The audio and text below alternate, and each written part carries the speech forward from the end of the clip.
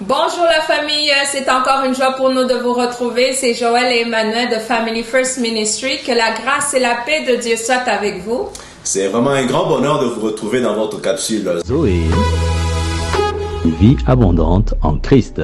Alors, on va continuer sur notre thème, l'harmonie dans le mariage. On est rendu sur notre dernière capsule.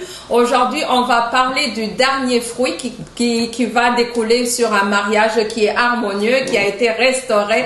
On va voir sur la complicité dans le mariage. C'est vraiment un fruit très succulent. Quand on voit deux personnes à 70 ans, 80 ans qui se tiennent la main, c'est le signe parfait de la complicité. Mais c'est quoi la complicité? La complicité est définie comme étant une entente profonde, comme une spontanéité entre deux personnes. C'est comme des gens qui sont en accord de manière très fluide. Mais cela nous renvoie à la parole de Dieu qui dit ceci: c'est pourquoi l'homme quittera son père et sa mère et s'attachera à sa femme et les deux deviendront une seule chair. C'est la partie s'attacher en fait qui rejoint tout ce qui est intimité, tout ce qui est complicité, tout ce qui est amitié dans le mariage. Alors pour y arriver, c'est un processus de longue haleine, ça demande beaucoup d'engagement, ça demande de la volonté, ça demande de la détermination, ça demande de l'implication de chaque couple pour réellement s'attacher sur tous les plans. Amen. Et on va voir quelques points pour justement voir comment y arriver.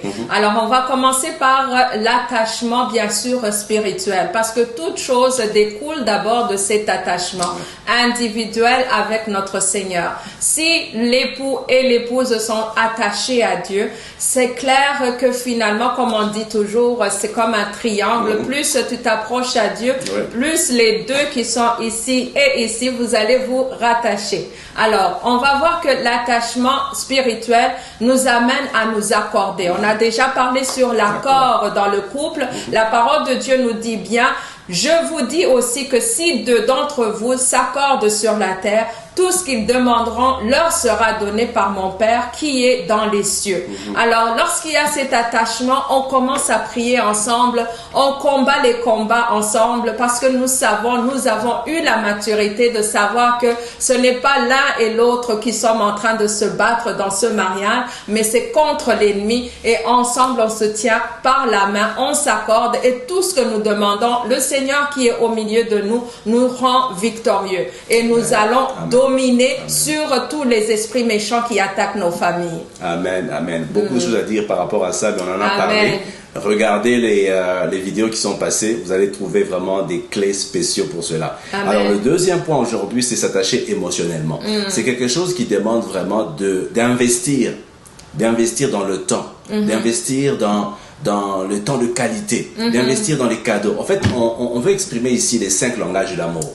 C'est très important que l'un et l'autre connaissent les langages de l'amour de l'autre, de son époux, de son épouse, afin de garder toujours son réservoir d'amour au top. Amen. Souvent, dans notre vie quotidienne, le stress, le travail, les enfants, tout ce que nous vivons nous fait baisser en fait notre réservoir d'amour. Alors un peu d'attention, des paroles valorisantes, le temps de qualité permet de rehausser cela. Ça demande beaucoup d'investissement et bien sûr aussi un peu d'argent, n'est-ce pas? Un café, en fait pas beaucoup d'argent, mais un peu d'investissement, c'est important.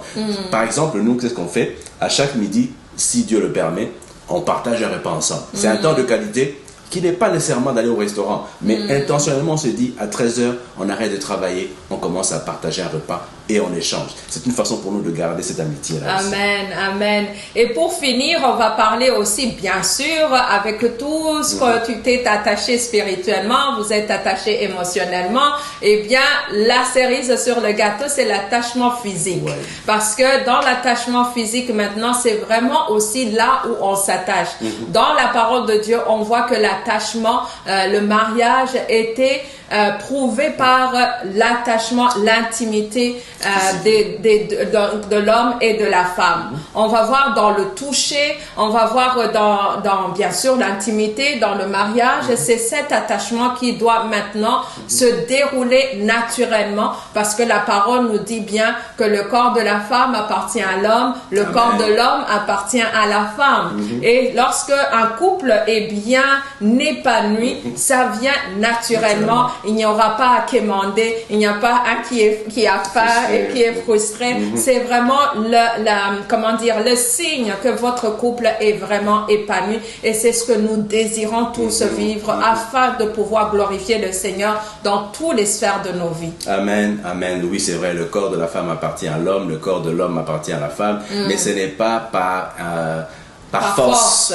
Ça doit être fluide, en fait. Oui. La complicité vient et vous le faites de manière très smooth, donc ça se passe super bien. Amen. Alors, notre prière aujourd'hui, c'est la prière de l'apôtre Paul qui dit ceci.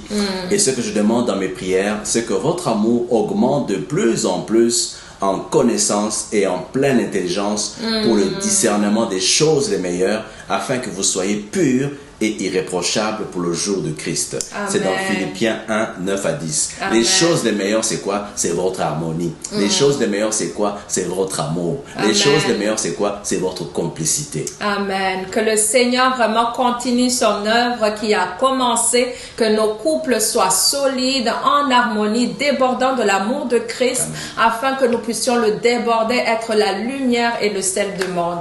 Soyez bénis, on vous aime et Jésus vous aime encore plus. Au revoir.